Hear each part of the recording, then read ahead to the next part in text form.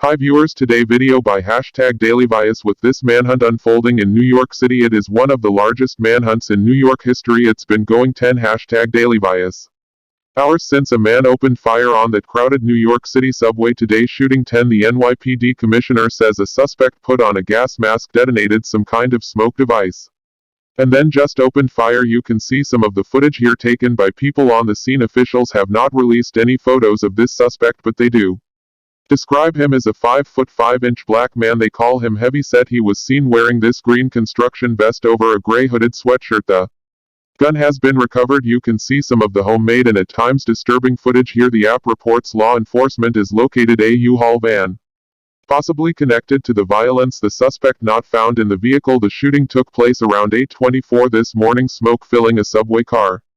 Then the immediate aftermath. You see here a car hazy with smoke. People try to cover their mouths. They're trying to flee. They're trying to make sense of what's happening. Also, you can see on the videos, and this is, we warn you, disturbing at times, some blood from the victims who were shot. Again, no fatalities, but many hurt. 10 shot. Another video shows people racing to try to leave and smoke pouring out from the car as they go. You see that there in the back of the video. You can also see a man hobbling on one leg and falling down as he tries to get to safety. The injured sat on the platform and inside the train car. 21 hospitalized and all 5 in serious but stable condition. Witnesses describe an absolutely terrifying scene. So this photo recovered, the gun recovered at the scene. Police released this. There's also a bag that contains smoke canisters, fireworks and magazine clips, which gives some clues as to what else may have been planned. One source #DailyVice close to the open probe says they actually believe that the gun jammed. 10 hours later, the suspect is still at large in New York. I'm joined now for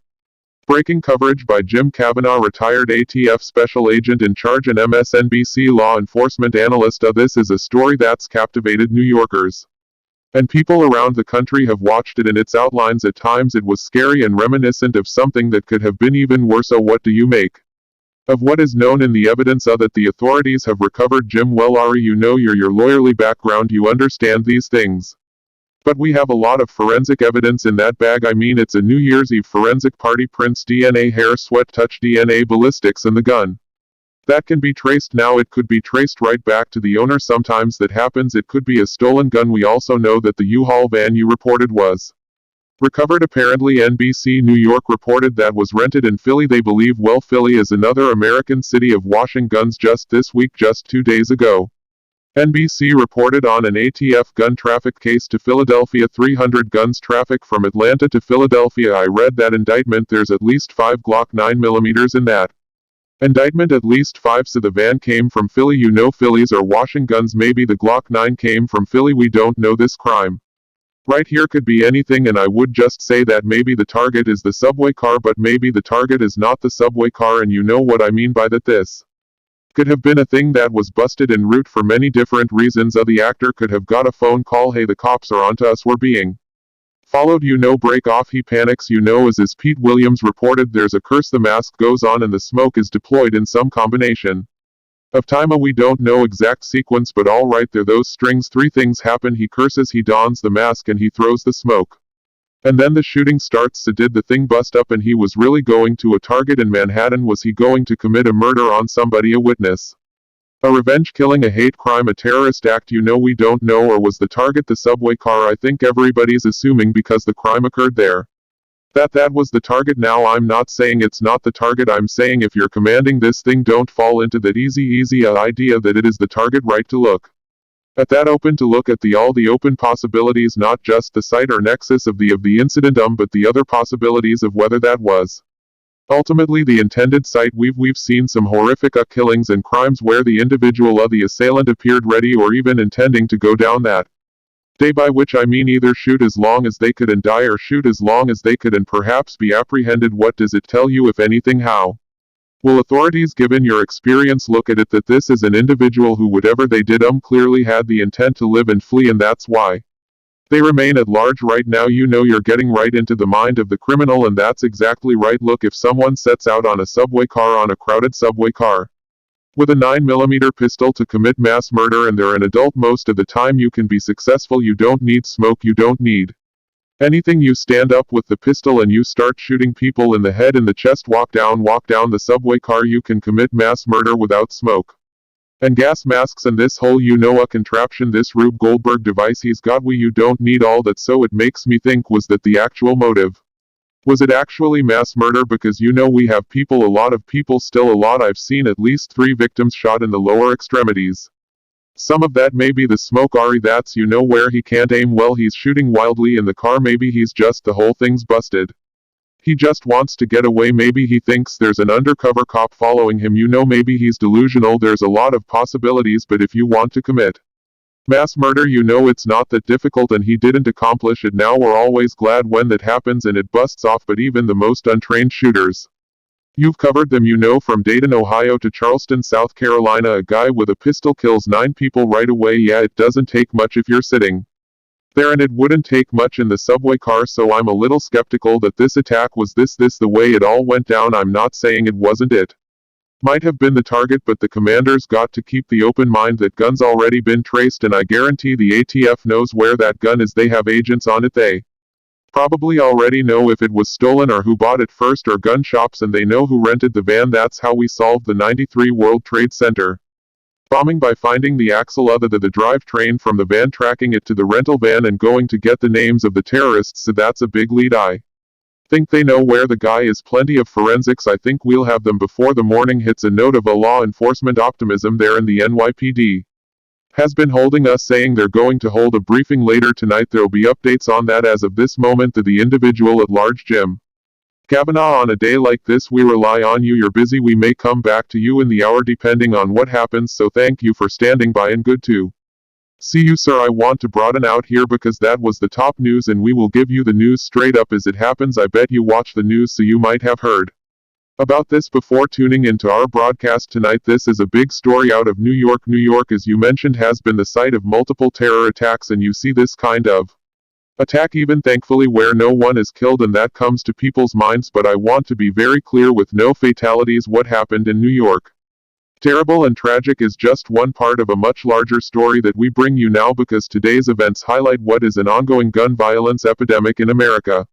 131 mass shootings have already occurred this year. Some, because of their nature or location, may not have been the open manhunt in the open season that we saw today that caused so much consternation in the world's largest city. I say America's largest city, but there's a mass shooting all the time. It's defined technically as when 4 or more people are shot. The U.S. rates ahead of most comparable countries, other wealthy democracies, in all types of gun deaths, the individual and the mass shootings. Consider countries like Canada nearby, and actually a country that does have access to some guns but doesn't have this kind of problem. This week alone, around the country outside of New York City, I want to tell you so you understand, there were at least 11 known shootings. 2 people are dead and 10 more are injured after shooting in downtown Cedar Rapids. 6 people were shot there, one of them killed around 2 o'clock this morning in this apartment building. Breaking news out of New Jersey at American Dream Mall, where police have confirmed a shooting occurred. I'm joined by Manuel Oliver. He's the founder of a gun reform advocacy group, Change the Ref. His son tragically was a victim of the Parkland shooting at Marjorie Stoneman Douglas High School in 2018. I understand that days like this have got to be very hard for anyone who's been through anything close to it, and yet that's part of what powers your activism. So you've obviously decided and agreed to come on, but again, us still, we're sorry for your loss and appreciate you joining us, sir. Thank you. I wish we could say days like this one, but every day is like this one. He just said it. I'm amazed at how good we are. #DailyVice. During the aftermath, I was listening to your first guest, and how good we are with the information after the shooting, and how bad we are as a nation to prevent these things from happening. That is my concern, and this is just another day in America. Yeah, I think everything you've said is basically inarguable. Let's get into what reform or improvement might look like. There was once a time where people said, well, not now, don't talk about it on the day of, well, don't talk about the day after, we'll don't talk about it at the funeral, well, don't talk about it later, because we moved on to other things. I think that habit or political pressure has at least faded for some. I want to put up on the screen again, we understand that New York City, and with the gas and the nature of it, it did draw more attention not only in America but internationally, and yet as you understand, as your work goes to look at this, just overall 44,000 people dying from this gun violence. What do you think are the most practical ways to reduce, as you say, the before rather than what seems to be our habit of dealing with the after? Well, there's no magic solution for this. It's been happening for decades. Actually, some of our politicians are part of a problem, and some other organizations that work in the same way that I work are also part of a problem.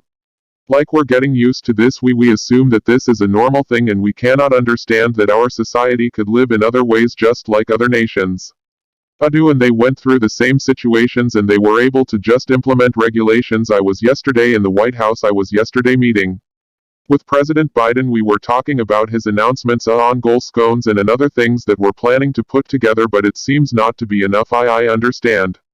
It's not enough, but the thing is that the gun that they're talking about today seems to not be a ghost gun. I think it's a regular gun. It was not an assault weapon. I've heard about some high capacity minus using it, but at the end of the day it's just a gun enhanced of someone that had easy access to it.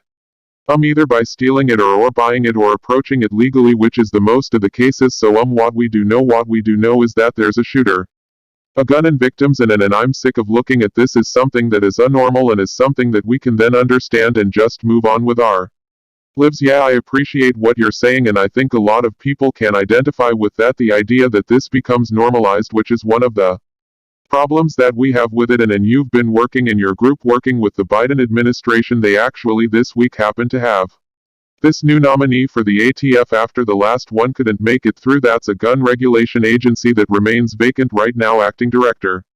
It's one of the many problems here when you look at the gun lobby as well. So we've only just scratched the surface here, but we did want to hear directly from you as that view, in addition to the sort of daily grind of the latest. So Emmanuel Oliver, I appreciate you joining. I hope to come back. I will, and I hate the fact that people in New York need to be afraid of getting into a train and having like the life they deserve. So let's work on the before and not the after the shootings. Absolutely appreciate that, and we will keep your formulation in mind. Thank you, sir. Let me tell folks what's coming up, because that was the big day here in New York City. There's breaking news out of the January 6th probe, with a Roger Stone aide calling in advance to, quote, descend on the Capitol. Why that makes people around Trump nervous about indictment. Jay Coleman Dury is back tonight. We're talking about the roots of Republican extremism and why he says people are being raised in ways that make problems not only for the country but for Republican leadership. And as mentioned, we are tracking and monitoring all developments in the manhunt, including preparation for a briefing. We will stay on all of it for you here on The Beat tonight. Music turning to breaking news and who was behind the insurrection. This is new and striking. You may remember Roger Stone. He's a convicted felon pardoned by Trump. He's Trump's longest-serving aide from pre-White House days. Well, he has an aide of his own named Jason Sullivan. It turns out that person made a plea to MAGA allies to directly descend on the Capitol in a group planning call, and this was days before the riot. You may remember one of the chief defenses of people around Trump is that this was something that spun out of control, that the violence wasn't planned, and this story crossed the wires on what has been, of course, a busy news day in general. The New York Times reporting Sullivan assured the people on this call that the election was stolen and that they would have to, quote, descend on the Capitol, make their presence felt, intimidate members of Congress. That's using violence to get a political end. And the Times, very interestingly, has obtained a direct recording of this long secret call. He's going to do something, and it's going to be where people are actually going to be arrested. He very well called an insurrection act, but there may be, I foresee, a limited form of martial law, and I don't see any other way around it. I will never be in that White House. That's my promise to each and every one of you. That's his promise, but more important than the promise was what you heard there right before the talk of descending on the Capitol, of intimidating, of using threats of physical violence to get an end. Sullivan talks about whether Trump might invoke the Insurrection Act. We will put aside the irony of that and the idea of imposing martial law. Remember, an incumbent president can claim to do all kinds of things. If we had an incumbent president claiming to stay in power and claiming to assert martial law, that is both a potential coup and a constitutional crisis, where federal law enforcement, FBI, and others have to decide, do you follow the order for so-called martial law or not? Then the same individual again before January 6th were the main criminal defense of those charges that they got caught up. It got out of control, but they surely weren't planning to do this. Well, he goes on to discuss plans for a possible civil war. He's not going to allow them to descend on all the cities that burn all of our cities down, for one, and the main reason for that is because if he did allow them to do that, our militia would step up and meet them with great force, and we would therefore find ourselves in a civil war. There's no question about that, no question about using the militias. Mind you, leaders of these militias are now indicted, and one of the plotters to Steal the election is still working to overturn it. Remember former Trump lawyer John Eastman, who pushed the scheme that would get Mike Pence to somehow involve himself in blocking the election? They believed they might do that somehow. Well, he spent hours in a private meeting with the Republican leader of a state assembly in Wisconsin, still pushing to nullify, in his view, somehow nullify the election that went to Biden in that state. Now none of that has any actual consequence. We have a system of government, you may have noticed, where there's one president at a time and there's no backseat. But whether all of this adds to evidence for those criminal investigations is what's on the front burner, as well as a congressional probe into January 6th that is considering whether to make a criminal referral to indict Donald Trump. Does top longtime aide like Roger Stone cooking up physical plans for violence days before the violence that was caught on tape add to that criminal evidence? It's a leading question, I admit, but it is a fair one, and I'm going to bring in the New York Times' Emily Bazelon when we're back in 1 minute. I'm joined by New York Times Magazine legal writer Emily Bazelon following the New York Times Daily Edition story that really is quite a piece of evidence. That conference call audio, your reaction to that story? I just walked through it. It shows some people around Roger Stone and the Trump world were planning violence days before the 6th, right? So I mean, if I was Jason Sullivan's lawyer, I would be unhappy with the release of this phone call, because you know it's fine, it is perfectly legal to encourage people to engage in peaceful protest, but conspiring to commit a crime is not legal, and Sullivan is certainly playing with the line here. He said, "I'm not encouraging anyone to commit violence," but he also talked about intimidating members of Congress and breathing down their necks on the day when their job was to certify the results of the election, and interfering with that certification is itself a crime. Yeah, you mentioned his spin or defense. He tells the Times, quote, he merely, quote, shared some encouragement, quote, I only promoted peaceful solutions where Americans could raise their votes and be heard. That's some of what he said there. That's basically false. As we have carefully reported, there are people who spoke at the rally, for example, which was a lawful event with a permit, and that some of them said bonkers, bananas, and terrible things that are protected by the First Amendment. Many of them went out of their way to mix fiery rhetoric, which is often protected, which kept with caveats or other statements of, oh, but we can win lawfully, and that's one thing. This sounds much more operational in that it's secret. He talks about descending on the Capitol, which involves overwhelming security. You have to beat out the police. That's like saying you have the plan to descend on someone's private residence and you know they have some security guards. Well, in the Capitol's case, even if they were overwhelmed, they knew they had hundreds. How important is that logistical part of this? That is just the one call. As with any time you're trying to learn information that other people don't want you to have. As journalists, you make calls, you talk to people, you gather it. Investigators do it with even more a government-backed ability, but anytime you do that, you say, well, this is the call they found. What other calls, meetings, and things were done that might be like this or worse, right? I think with all these folks who seem like they're engaged in some kind of planning, the question is, what was their intent at the time? Were they planning to prevent Congress from certifying the election? And I think there's some pretty good evidence on this call that looks like the real message here, but you know Sullivan was also kind of dancing around it, and that was a smart thing to do. He probably knew he was in some legal jeopardy if he didn't also say, I don't want you to commit violence, and then the question becomes whether that negates the sort of real thrust of the message. And then, of course, with all these folks who are at kind of lower levels, if they're indicted, who would they turn? #DailyVice on higher up the food chain, and how far would prosecutors be able to take a case, right? I mean, at what point do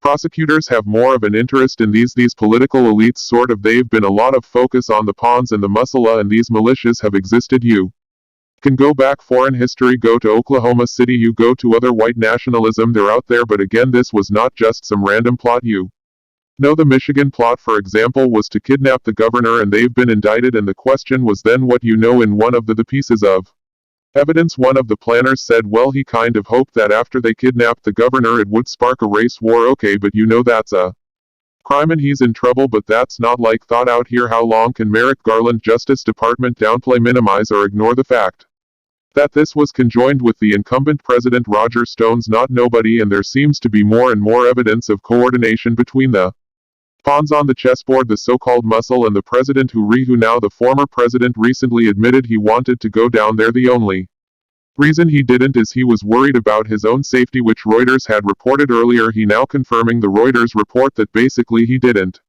want to get hurt, and he knew people were going to get hurt, and those Secret Service warning people going to get hurt, and even with all their guns they couldn't protect them, so Donald Trump says wait, people are going to get hurt, all right, let other people get hurt, never him. Don't you wonder if there's some huge wall at the Justice Department or somewhere, you know, the kind of wall you see on TV or the movies when it's fiction, of all the people's pictures and arrows being drawn between them, and the kind of fitting together the pieces of the puzzle about what kind of planning was taking place, who thought this was a peaceful protest, who understood they were engaging in a conspiracy to prevent Congress from certifying the election. That's the key question for criminal intent here, I think. Yeah, and if you're digging into it further, you have to say, gosh, given the players, is there anything we know from past investigations? For example, was there a respected Republican former FBI director who read a special account, who led a special counsel probe, who found that Roger Stone was culpable in this other criminal conspiracy and then indicted him and convicted him? Gosh, if that happened, you might think, huh, I wonder if the people on Roger Stone, people around him, are doing more crime or not. Oh, that did happen. He had the highest year sentence of anyone in the whole Mueller probe. He was lawfully pardoned, and it's our job to talk about the rule of law. Like it or not, we have a system where the beneficiary of this would-be coup did get to pardon Roger Stone, but now he's in the soup again. Do you think again? I'm running out of time, but wouldn't Merrick Garland want to interview this guy? You would definitely think that Merrick Garland and his people would want to talk to Jason Sullivan, would wonder if they can also trace us to Roger Stone, who, yes, he was pardoned, but he also calls himself a dirty trickster and really kind of boasts about playing this kind of role behind the scenes. You would wonder. A fair Emily Bazelon, always good to see you, and I know you. We mentioned you're right for the magazine. It's not your story, but it was quite a story, so very interesting from the Times. Appreciate all the reporting as always. Thank you. Absolutely, we are tracking the developments in New York City. There is that update. You can see we're watching it. We'll bring you news as it breaks, but we also have something special planned for you with Jacob and Dory as we look at the road from Palin and Trump to people like Madison Cawthorn, who's now on the outs for lying about Republicans, even though he is a classic young Republican. Jay is here with me next, preparing a briefing on the ongoing manhunt for the subway shooter. You can see we're monitoring that. We will bring it to you when the officials step out at whatever point that comes in our broadcast as breaking news, so I want you to know what we know, which is they're planning that, but they haven't begun. You can see some folks moving around. They've been doing microphone checks. When it begins, we'll bring it to you. Right now we turn to policy and politics and why Congress is so frequently wasting its time with lies. Now this story has a few parts, but we begin with something so stupid that we haven't previously covered it at all on the beat. A rookie member of Congress made a false accusation with no evidence against some of his fellow Republicans, and it's not his first lie. It's a congressman who lied about Trump losing the election and talked up an armed resistance with bloodshed. Then this Republican lied about apparently his own Republican leaders, accusing them of holding cocaine orgies.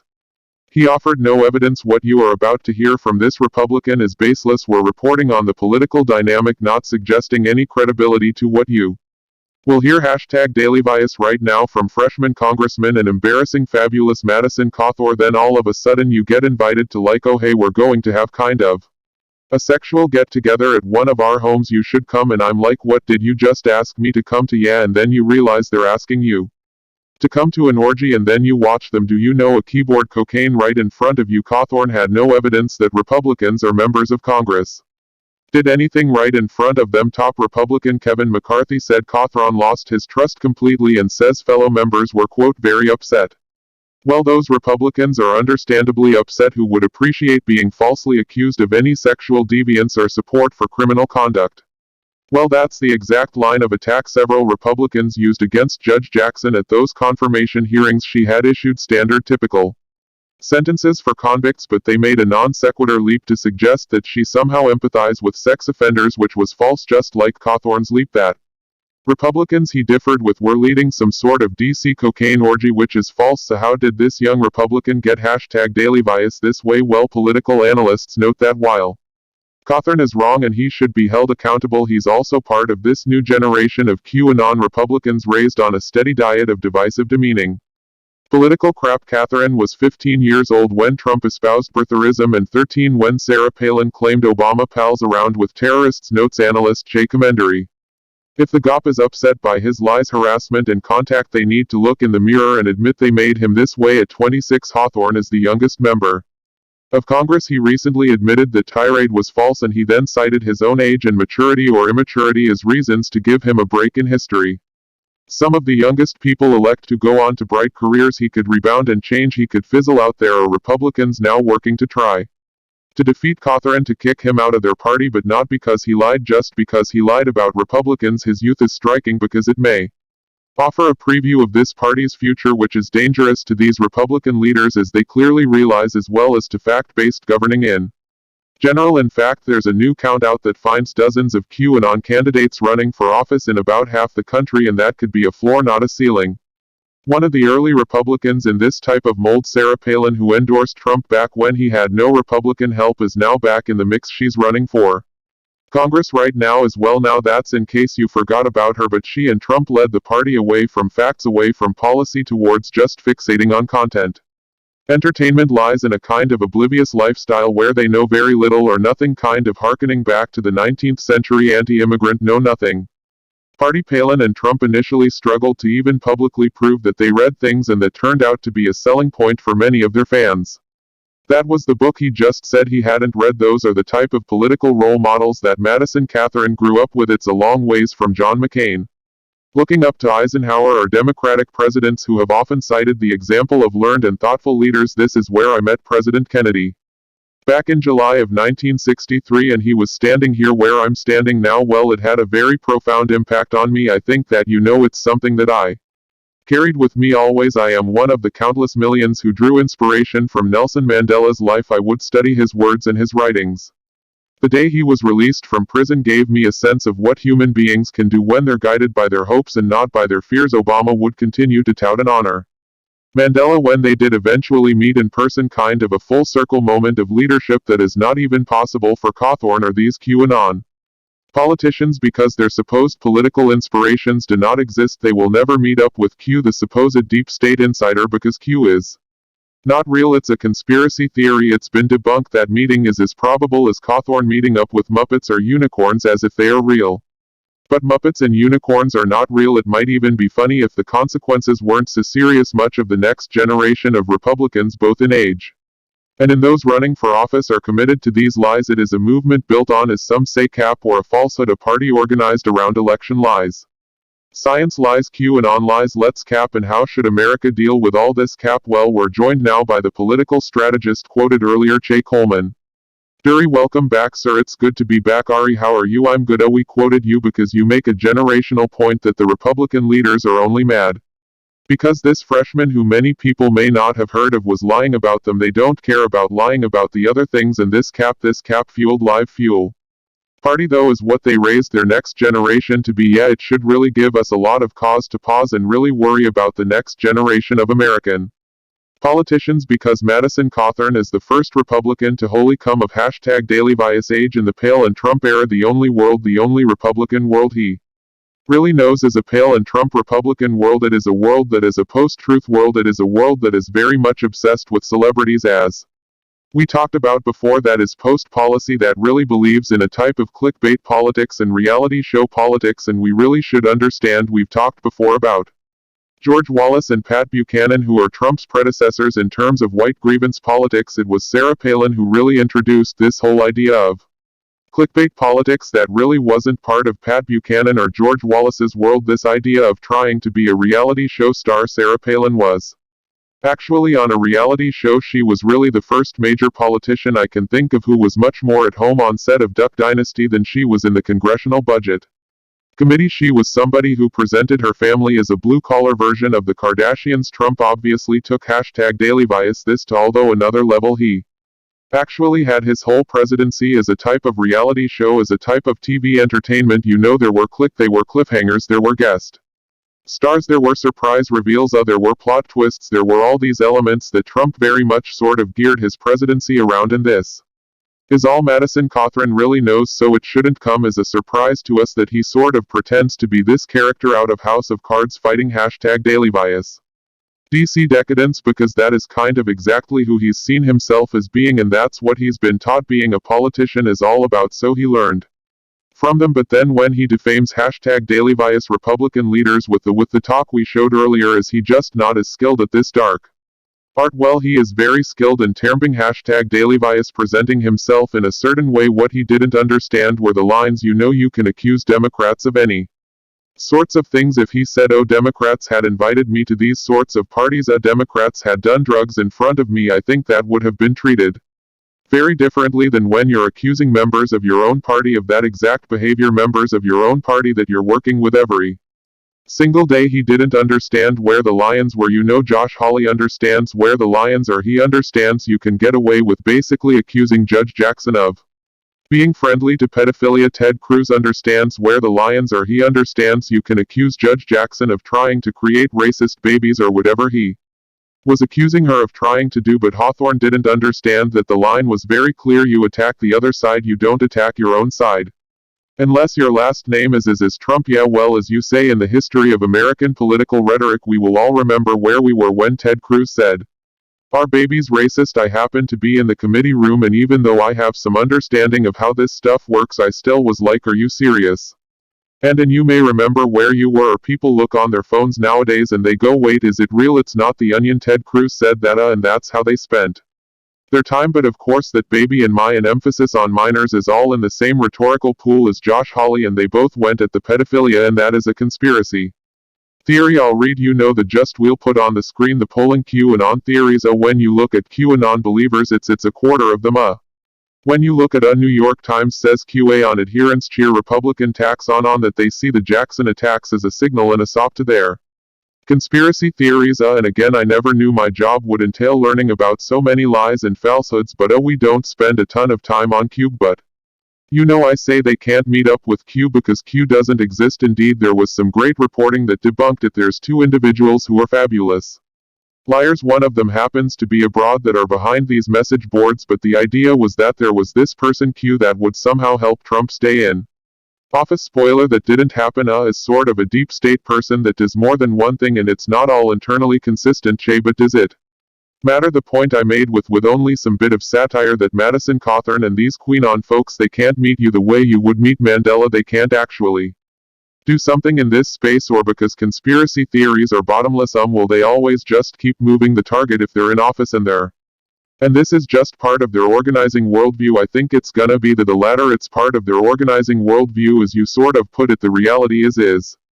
that this type of politics serves really two purposes, and Madison Cawthorn sort of intuitively understands this. The first is, you know, there's this idea of the attention economy. It's something that political scientists have talked about quite a bit. You know, the idea that you have to get people's attention in a world full of information fog, and Trump understood that. Sarah Palin understood this, that getting people's attention wasn't just like half the battle, it was the entire event, right? That was exactly what the purpose of some of these politics are. The second is it helps amass the motivations of Republican politicians. So George Wallace, for example, you know, was a bigot. His voters were simply bigots. Pat Buchanan was a xenophobe. His vote was reciprocity. Xenophobes, however, this type of politics, specifically with the conspiracy theories, it transforms somebody like Madison Hawthorne. You know, he's not just a bigot or a xenophobe, he's a heroic figure. He's fighting the deep state, he's fighting decadence and decent. Great point. Same thing is true with John Hawley as well. You know, he's fighting pedophilia. It's a great point. I